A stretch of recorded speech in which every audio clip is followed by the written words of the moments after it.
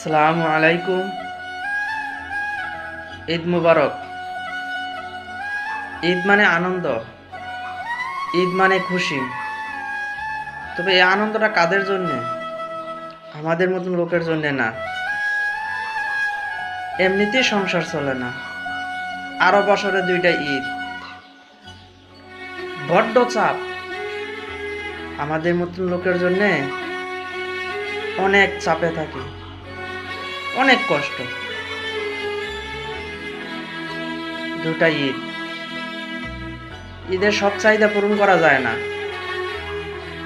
অনেক চাহিদা চাহিদা দিতে হয়। কিসের জন্যে? আর্থিক সমস্যা, টাকার সমস্যা। এটা থাকবে, চিরন্ত সত্য।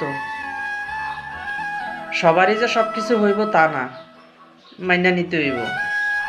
তবে দুইটা ঈদ আমাদের মতন লোকের জন্য অনেক চাপ, অনেক প্রেশার নিতে হয়।